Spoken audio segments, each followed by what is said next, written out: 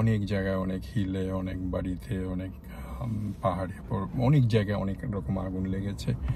তো এটা নিয়ে আমি ভিডিও করিনি, এই জন্য অনেকের মনক্ষুণ্ণ যে আমি কেন পিঠা উৎসব নিয়ে বা অন্য কিছু নিয়ে ব্যস্ত আছি, কেন আমি ফায়ার নিয়ে জানাচ্ছি না বা ভিডিও করছি না।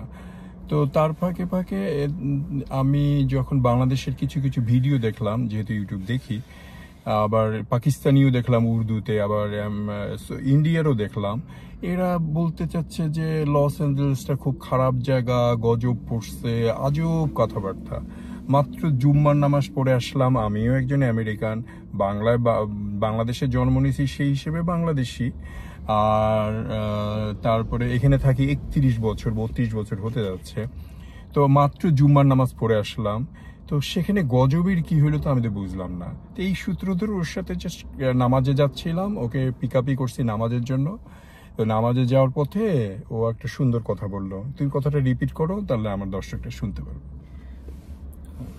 বেসিক্যালি বাংলাদেশের মেজরিটি পিপল, মানুষ আমেরিকাকে আর কি পছন্দ করে না, কিছু কারণে মূলত পছন্দ করে না। যেমন আমেরিকা কিছু দেশ আছে যেসব দেশে অর্থায়ন করে, তো ওইটা আর কি বাংলাদেশের মানুষ পছন্দ করে না, ইভেন আমরাও অনেকেই পছন্দ করি না। কিন্তু একটা দেশের সরকার মানে অন্য একটা দেশের সাথে গুড রিলেশন, দ্যাট মিনস ওই দেশের সব মানুষ যে ওইটা চায়, এটা আসলে মানে টোটালি ডিফেন্ড করে না। যেমন বাংলাদেশের সদ্য পতন হওয়া আওয়ামী লীগ সরকার ইন্ডিয়ার গোলামি করত একটা টাইমে, কিন্তু বাংলাদেশের 90% মানুষ কিন্তু ইন্ডিয়ার গোলামি করতে চায় না।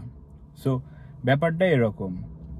ইউএসএতে আমি বিশ্বাস করি, ইউএসএতে মেজরিটি পিপল চায় না যে ইউএস গভর্নমেন্ট ওই সব দেশে অর্থায়ন করুক। সো মূলত ওই কারণেই বাংলাদেশের মানুষ আমেরিকাকে দেখতে পারে না। সো ওকে ফাইন, দেখতে পারে না, আমার একজনের অপছন্দ হতেই পারে।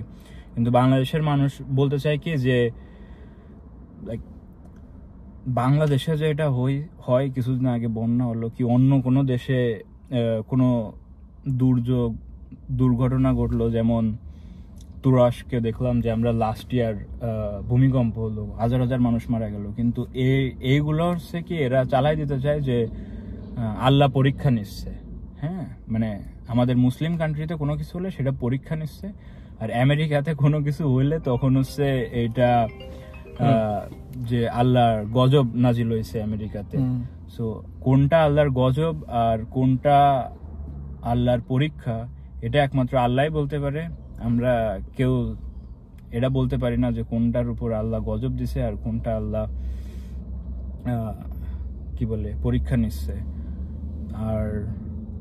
আর একটা কথা হচ্ছে, বাংলাদেশের মানে মানুষ ইয়ে করে যে এই যে এখন যদি আগের দিন আমি একটা পোস্ট দেখেছিলাম ফেসবুকে, এখন যদি বলা হয় কি যে লস অ্যাঞ্জেলসে এই যে পুড়ে গেছে, ছাই হয়ে গেছে, এই যে ছাই ধুলা ধুমা এইগুলো পরিষ্কার করার জন্য ভিসা দেওয়া হবে, তো তখন কিন্তু যারা এসব বলছে না যে গজব হয়েছে, এই হয়েছে, সে হয়েছে, এরাই সবার আগে অ্যাপ্লাই করবে হ্যাঁ ইউএসএ তে আসার জন্য। এই তো এমন একটা পোস্ট দেখেছিলাম, ওই এটাই বলতেছিলাম আর কি আপনারে, যে আমরা আসলে মানে জাতি হিসেবে সো কিউট, আঙ্গুর ফল না খেতে পারলে সবসময় টক। তো আর কি। থ্যাংক ইউ, খুব ভালো বলেছো, থ্যাংক ইউ। আর আপনারাও ভালো থাকেন, সুস্থ থাকেন। ন্যাচারাল ডিজাস্টার আল্লাহর তরফ থেকে আসে, পরীক্ষা হোক, পরীক্ষা। গজবের জন্য ওইকাল পরকালে দেখা যাবে যখন পানিশমেন্ট দেবে। এখন শাস্তি দিবে না দিবে এটার বড় কথা না। এখন আমাদের সবাইকে মিলেমিশে ন্যাচারাল ডিজাস্টারের সাথে ফাইট করতে হবে, নিজেকে ভালো রাখতে হবে, সৎ রাখতে হবে, আর আল্লাহর বিশ্বাস রাখতে হবে। Thank you. ঘটো।